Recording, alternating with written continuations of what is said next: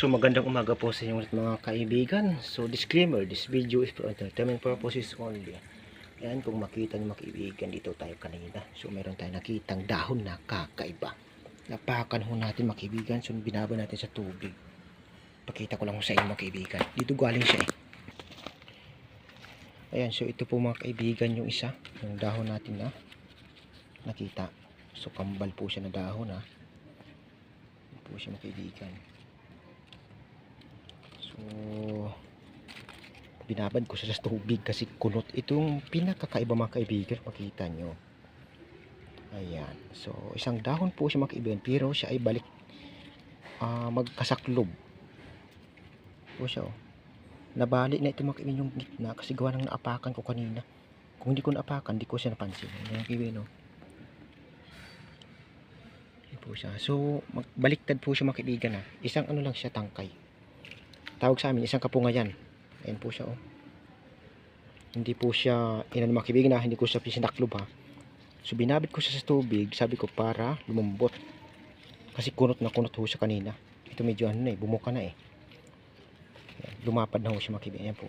Ito ang kanyang pangilalim. Tapos ito pang ilalim din yung mga kaibigan oh. Ayan. Ito po yung pang ilalim niya. Tapos pang ilalim din po niya. Parang dalawang dahon na pinagsaklob. Tapos yung kanilang pang ilalim parehas na kataas. Ito po siya mga kaibigan, kinalabasan. Ayan oh. Bumuka na ito mga kaibigan oh. Napakan ko kanina. Tapos binabad ko sa tubig, lumambot pa. Ayan po siya, makita nyo.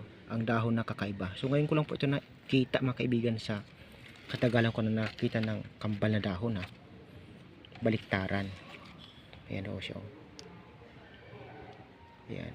So kakaiba po siya mga kaibigan, para siyang balimbing na bunga na hindi naman.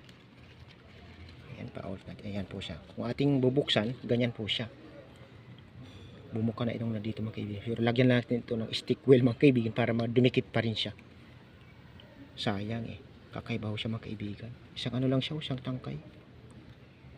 Ang lupit niya mga kaibigan, kakaiba siya. Ayan oh. Baliktaran po siya mga kaibigan oh. Ayan.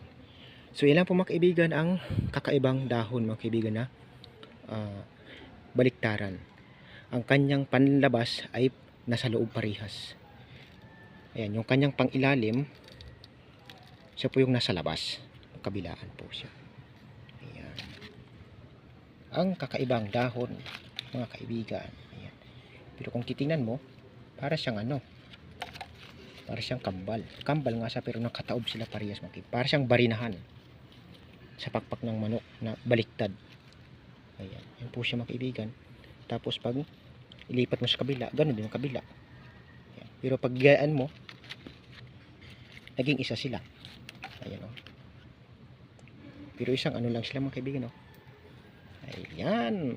So yan po mga kaibigan ang ating kakaibang nakitang dahon ng halaman. So yan po ang kanyang puno. Pakita natin sa inyo.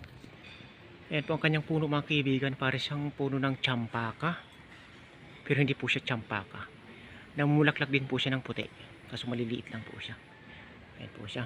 So ayan, kung dito nyo matanda mga kaibigan, dito rin ako nakikita ng kambal na dahon ha. Ayan po ang kanyang puno. Ang kahoy po na iyan. So ngayon ako nakikita ng ganong klase.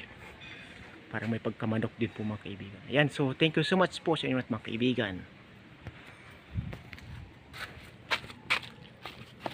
Kung nagustuhan po ninyo ang aking video, ay huwag po ninyong kalimutang mag-like, mag-share, at higit sa lahat mag-subscribe para lagi pa rin po kayong updated sa mga sunod kong video na i-upload. God bless us all mga kaibigan. Bye-bye. Chewing!